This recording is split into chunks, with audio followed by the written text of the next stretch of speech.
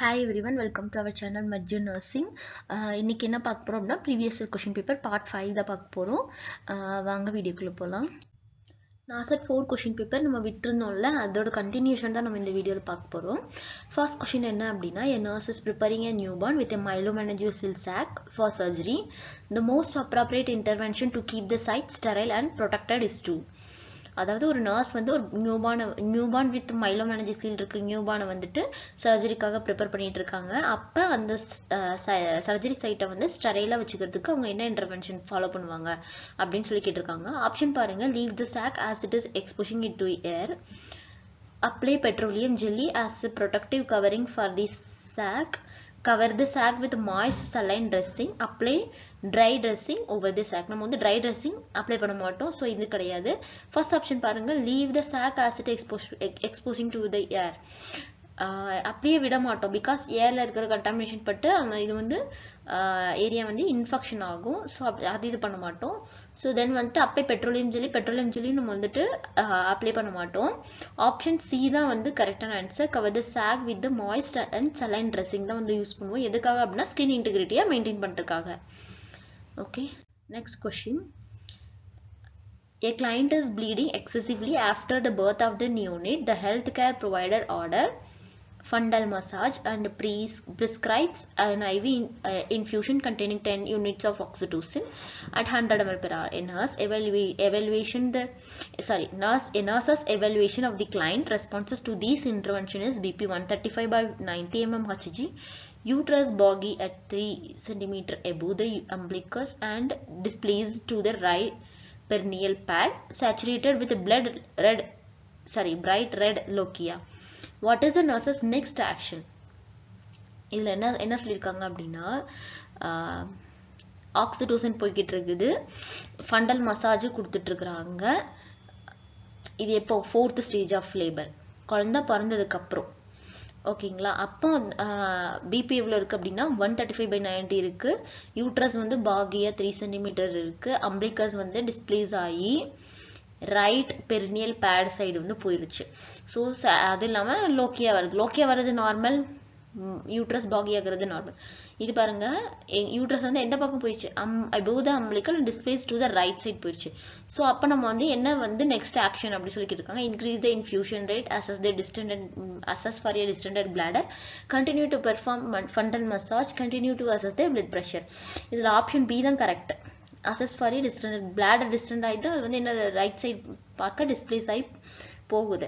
So நம்ம வந்து distant bladder இருக்கா அப்படின்னு சொல்லி தான் நம்ம வந்து அசஸ் பண்ணணும். ஆப்ஷன் 3 பார்க்கலாம். கொஸ்டின் 3 பார்க்கலாம். Which of the following assessment finding after an amniotomy needs to be conducted first. amniotomy பண்ணுறதுக்கு முன்னாடி நம்ம என்ன அசஸ்மெண்ட் கண்டிப்பாக பண்ணியிருக்கணும் அப்படின்னு சொல்லி கேட்டிருக்காங்க. cervical dilation, bladder distension, fetal heart rate pattern, maternal blood pressure. cervical dilationக்கு இதுக்கும் எந்த சம்மந்தமும் கிடையாது. ஸோ நம்ம amniotomy தான் பண்ண போகிறோம். அதுக்கு வந்துட்டு ஃபஸ்ட்டு நம்ம என்ன இது பண்ணுவோம், ப்ரியாரிட்டி தான் நம்ம வந்து இது பண்ணணும். cervical dilatation அதுக்கப்புறம் தான் வரும். bladder distensionக்கு இதுக்கும் இது கிடையாது. fetal heart rate தான் நம்ம வந்து என்ன பண்ணணும், செக் பண்ணணும். ஃபீட்டல் ஹார்ட் ரேட் பேட்டர்னை தான் வந்து செக் பண்ணணும். இஃப் டிஸ்ட்ரெஸ்ல இருந்துச்சுன்னா நம்ம amniotomy பண்ண மாட்டோம், நம்ம வந்து சிசரியன் செக்ஷன் தான் வந்துட்டு ப்ரிஃபர் பண்ணுவாங்க. Okay, next question. In the operation theater, OT in charges is instructing about scrubbing to the staff nurse. Which is the correct order in preference? First glove, gown, scrub, check instrument, gauze count. First scrubbingல first step என்னது, நம்ம hand scrub பண்ணணும். So 3 தான் first step. Okay, இது first step.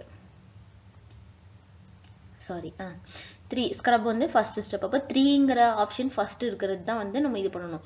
So ஏ வந்து கிடையாது,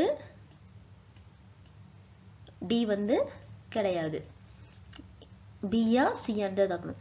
okay, scrub பண்ணுவோம், தென் வந்துட்டு gown, தென் gloves, தென் cos count. அதுக்கப்புறம் தான் என்ன பண்ணுவோம், இன்ஸ்ட்ருமெண்ட் செக் பண்ணுவோம். ஓகே, அப்போ 3 2 1 5 4 ஆப்ஷன் பி தான் வந்துட்டு கரெக்டான ஆன்சர். ஓகே, நெக்ஸ்ட் கொஸ்டின் பார்த்தீங்க அப்படின்னா, which of the following needle type used for fix the surgical rate?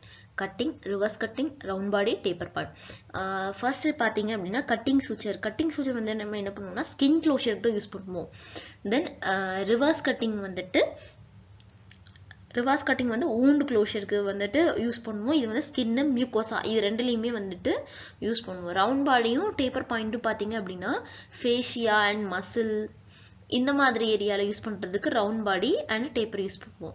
So இங்கே என்ன கேட்டிருக்காங்க சர்ஜிக்கல் ரெயின். ஸோ இங்கே வந்து என்ன யூஸ் பண்ணுவோம் ரிவர்ஸ் கட்டிங் வந்து மெயின் இது என்ன அப்படின்னா நம்மளோட ட்ராமாவை வந்து ரெடியூஸ் பண்ணும், டிஷ்யூ ட்ராமா ஆகாமல் ரெடியூஸ் பண்ணும்.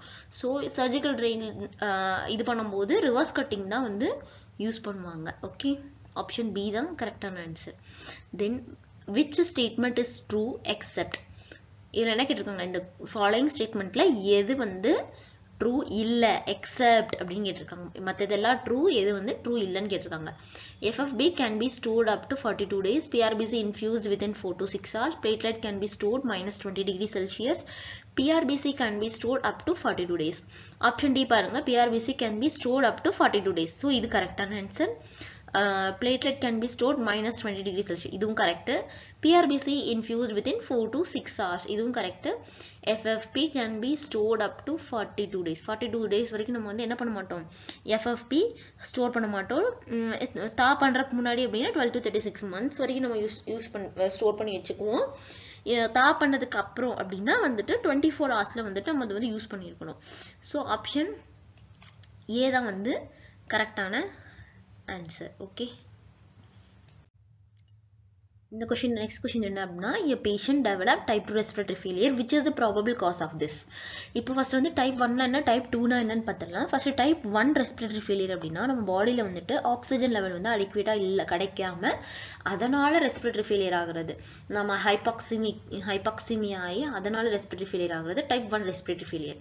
இதோட அனதர் நேம் என்ன அப்படின்னா ஹைபாக்சிக் ரெஸ்பிரேட்டரி ஃபெயிலியர். ஓகேயா, இது இப்போ என்ன கேட்டிருக்காங்க டைப் 2 கேட்டிருக்காங்க. டைப் 2னா என்ன அப்படின்னா நம்ம பாடியில் வந்து CO2 வந்து வெளியேற்ற முடியாமல் CO2 அக்குமுலேட் ஆகி ஹைப்பர் கேப்னியா வந்து அதனால ரெஸ்பிரேட்டரி ஃபெயிலியர் ஆச்சு அப்படின்னா அது வந்து டைப் 2 ரெஸ்பிரேட்டரி ஃபெயிலியர். அதோட இன்னொரு நேம் என்ன அப்படின்னா hypercapnia respiratory failure, hypercapnic respiratory failure. Type 1ல என்ன மாதிரி கண்டிஷன்ஸ் வரும்னா எக்ஸாம்பிள்ஸ் என்ன அப்படின்னா emphysema, congestive heart failure, pulmonary embolism, pulmonary oedema, interstitial lung disease, ARDS இந்த மாதிரி ஐட்டம் எல்லாம் என்னது type 1 respiratory failure. Type 2 respiratory failure என்னது COPD, ஆஸ்துமா, பிராங்கைட்டிஸ், ஒபிசிட்டி, அடுத்து வந்துட்டு myasthenia gravis, GBS, opioid overdose, alcohol overdose and benzodiazepine overdose, அடுத்து chest wall deformities அதாவது flail chest இந்த மாதிரி எல்லாம். ஓகேயா, இதில் பாருங்க என்ன ஆப்ஷன் கொடுத்துருக்காங்க இன்டர்ஸ்டிஷியல் லங் டிசீஸ் இது டைப் 1, பல்மரி எடிமா பாருங்க அதுவும் டைப் 1, ஃப்ளைல் செஸ்ட் தான் வந்து என்னது டைப் 2, தென் ARDS வந்துட்டு டைப் 1 தான். ஸோ இதில் வந்து B தான் கரெக்டான answer. Next question in infant or newborn baby target range of standardised oxygen saturation. Newborn இல்லை இன்ஃபேண்ட்டுக்கு வந்துட்டு ஸ்டாண்டர்டைஸ் ஆக்சிஜன் சேச்சுரேஷன் எவ்வளோ அப்படின்னு கேட்டிருக்காங்க. ஆப்ஷன் A 91 to 95, B வந்து 95 to 97, C வந்து 97 to 99 and D வந்து 87 to 90. இதில் கரெக்டான ஆன்சர் என்ன அப்படின்னா ஆப்ஷன் A 91 to 95. எதுக்காக அப்படின்னா நம்ம ஃபீட்டலாக இருக்கும்போது பேபிக்கு வந்து ஆக்சிஜன் லெவல் வந்து எவ்வளோ இருக்கும் அப்படின்னா 60 to 70% தான் இருக்கும்.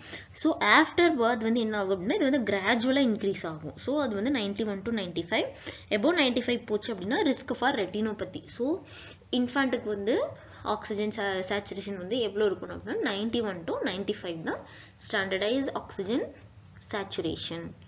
ஓகே, 91 to 95, சாரி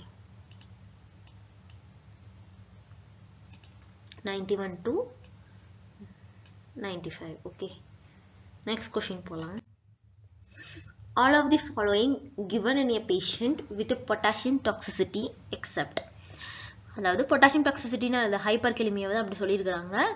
என்னென்ன மெடிசன்ஸ்லாம் கொடுப்போம் எது கொடுக்க மாட்டோம் அப்படிங்கிறது தான் இது வந்து எக்ஸப்ட்னு கொடுத்துருக்காங்க. இதில் கொடுத்துருக்கிறது எல்லாம் வந்து கொடுக்கக்கூடியது, எது கொடுக்க மாட்டோம் அப்படின்னு சொல்லி தான் கொஸ்டின் கேட்டிருக்காங்க. ஃபர்ஸ்ட் ஒன் பாருங்கள், கால்சியம் குளுக்கோனேட் கொடுப்போம், இன்சுலின் டெக்ஸ்ட்ரோஸ் வந்து கொடுப்போம், இப்ராட்ரோபியம் நெபுலைசேஷன் நம்ம கொடுக்க மாட்டோம், சால்பூட்டமால் நெபுலைசேஷன் தான் கொடுப்போம், இப்ராட்ரோபியம் கொடுக்க மாட்டோம். ஸோ ஆப்ஷன் B தான் வந்து கரெக்டான ஆன்சர். ஓகே, சோடா பைகார்பும் கொடுப்போம், calcium gluconate, insulin drip, salbutamol nebulisation, இதெல்லாமே வந்து ஹைப்பர்கலிமியாவோட treatment. Okay, next question. A patient may report hearing voice criticizing him every time he hears the sound of rotating fan and which stop when the fan is not running.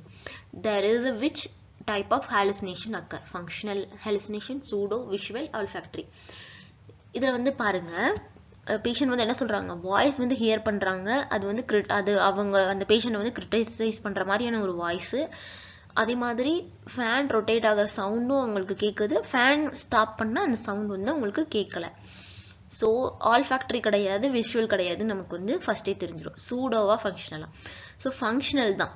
ஏன் அப்படின்னா functional ஹாலுசினேஷன்னா என்னது, external இதோட relate ஆகிக்கிற மாதிரி இருக்கிற மாதிரி complaints வந்து patient சொல்லுவாங்க. அதாவது வெளியே பேசிட்டு, அதாவது யாரோ 2 பேர் பேசிகிட்டு இருக்காங்க, அந்த அவங்க பேசுகிறத நிப்பாட்டினா எனக்கு வந்து அந்த கடவுளோட சவுண்டு கேட்கல, அது அவங்க பேச ஆரம்பிச்சாங்கன்னா எனக்கு கடவுளோட சவுண்டு கேட்குது, இந்த மாதிரி சொல்கிறது, எக்ஸ்டர்னலோட ரிலேட் பண்ணி சொல்கிறது தான் வந்து ஃபங்க்ஷனல் ஹாலுசினேஷன். ஓகே, இதில் வந்து என்ன சொல்லியிருக்காங்க, ஃபேன் ரொட்டேட் ஆகிற சவுண்டு கேட்கு, ஃபேனை ஸ்டாப் பண்ணால் அந்த சவுண்ட் வந்து எனக்கு கேட்கல, அந்த கிரிட்டிசைஸ் பண்ணுற சவுண்ட் வந்து எனக்கு கேட்கல. Okay, next question.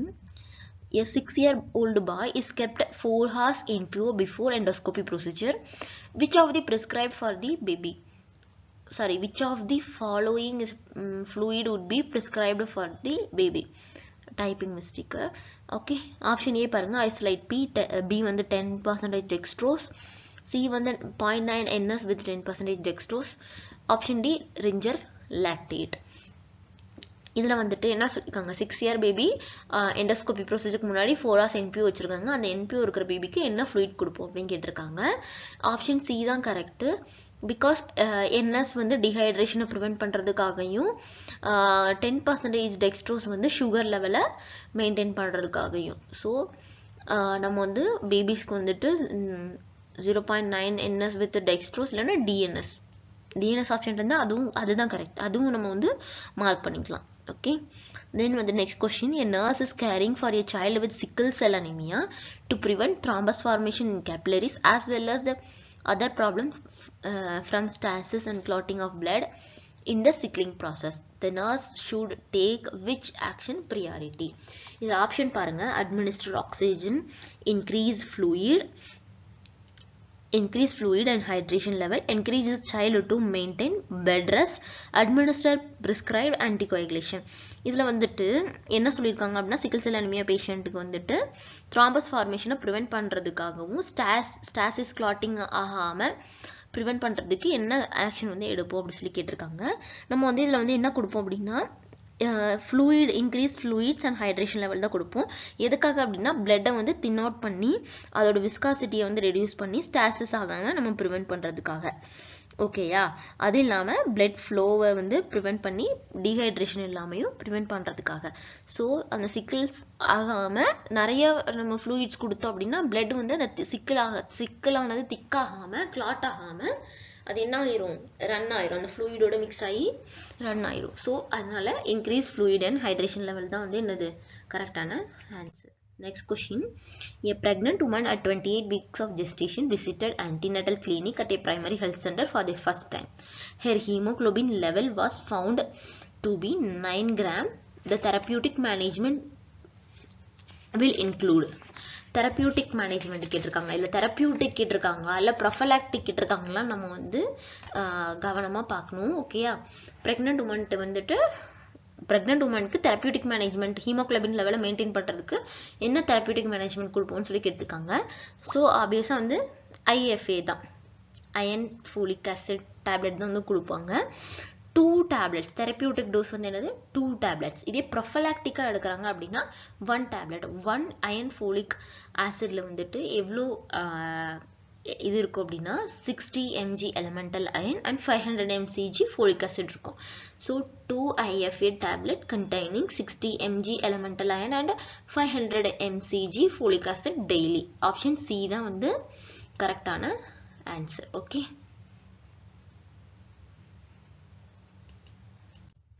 next question. Which solution causes the shifting of fluid from the cell to a intravascular compartment. So இதில் பார்த்தீங்க அப்படின்னா ஹைப்பர்டோனிக் தான் கரெக்டான ஆன்சர். இதில் என்ன கொஸ்டின் கேட்டிருக்காங்க, ஃப்ளூயிடு வந்து செல்லிலிருந்து இன்ட்ராவாஸ்குலர் கம்பார்ட்மெண்ட்டுக்கு எந்த ஃப்ளூயிடு வந்து எந்த சொல்யூஷன் வந்து ஷிஃப்ட் பண்ண ஹெல்ப் பண்ணும் அப்படின்னு சொல்லி கேட்டிருக்காங்க. Hypertonic solution example 3% saline mannitol இதெல்லாம் என்ன பண்ணும் அப்படின்னா நம்ம வந்து மோஸ்ட்லி பிரெயின் எடிமா பேஷண்ட்டுக்கு இந்த இது வந்து கொடுப்போம். ஏன் கொடுக்குறோம் அப்படின்னா 3% saline இருக்கட்டும் mannitol இருக்கட்டும் என்ன பண்ணோம்னா பிரெயினில் இருக்கிற ஃப்ளூயிட்ஸ் செல்லுலர் பிரெயின் செல்ஸில் இருக்கக்கூடிய ஃப்ளூயிட்ஸ் எல்லாத்தையும் வெசல்ஸுக்கு வந்து ஷிஃப்ட் பண்ணி பிரெயினை ஷ்ரிங்க் பண்ண செய்யும்.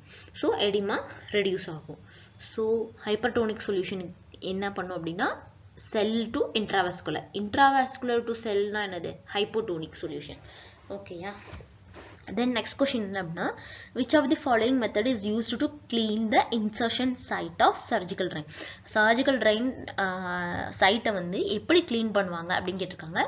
inner to outer following in circular motion, outer to inner following in circular motion, central to peripheral, bottom to top, central to peripheral நம்ம கொடுக்க மாட்டோம். outer to inner inner to outer இதுதான் நம்மளோட question. இப்போ so inner to outer தான் வந்து நம்ம இது பண்ணுவோம். ஏன் இன்னர் சைட் வந்து less contaminated compared to outer side. So less contaminated to more contaminated தான் நம்ம வந்து எப்பயுமே க்ளீன் பண்ணணும். So inner to outer. ஏன் அப்படின்னா மோர் கண்டாமினேட்டட்லேருந்து க்ளீன் பண்ணிட்டு வந்தோம்னா அங்கே உள்ள கண்டாமினேஷன் என்ன ஆயிரும், சர்ஜிக்கல் சைட்லையும் வந்துட்டு வந்து இன்ஃபெக்ஷன் ஆயிரும். ஸோ இன்னர் டு அவுட்டர் தான் வந்துட்டு க்ளீன் பண்ணணும். ஸோ ஆப்ஷன் ஏ தான் வந்து கரெக்டான ஆன்சர். ஓகே, இதோட இந்த வீடியோ வந்து முடிச்சுக்கலாம். நீங்கள் வந்து டெய்லி உங்களுக்குள்ள வந்து இதை கேட்டுக்கணும். இந்த கொஷினை, are you working hard enough? நம்ம வந்து ஒரு எக்ஸாமில் கிளியர் பண்ணணும் அப்படின்னா ஃபர்ஸ்ட் திங் நம்ம வந்து ஹார்ட் ஒர்க் பண்ணணும். டெய்லி இந்த கொஷினை வந்து நீங்கள் உங்ககிட்ட கேட்டுக்கணும், நம்ம ஹார்ட் ஒர்க் பண்ணுறோமா? கண்டிப்பாக நம்ம ஒருத்தங்க ஹார்ட் ஒர்க் பண்ணி படிக்கிறாங்க அப்படின்னா அது இந்த எக்ஸாம் இல்லைனாலும் ஏதோ ஒரு எக்ஸாமில் வந்து என்ன கிடச்சிடும், அதுக்கான பலன் வந்து கண்டிப்பாக கிடைக்கும். ஸோ எவ்வளோக்கு எவ்வளோ ஹார்ட் ஒர்க் பண்ணுறீங்களோ அவ்வளோ சீக்கிரம் உங்களுடைய சக்ஸஸ் வந்து உங்கள் கையில் தான் இருக்குது. ஸோ இந்த கொஷினை வந்து நீங்கள் டெய்லி கேட்டு டெய்லி ஹார்ட் ஒர்க் பண்ணுங்கள், கண்டினியூஸாக படிச்சுட்டே இருங்க. All the very best. Thank you.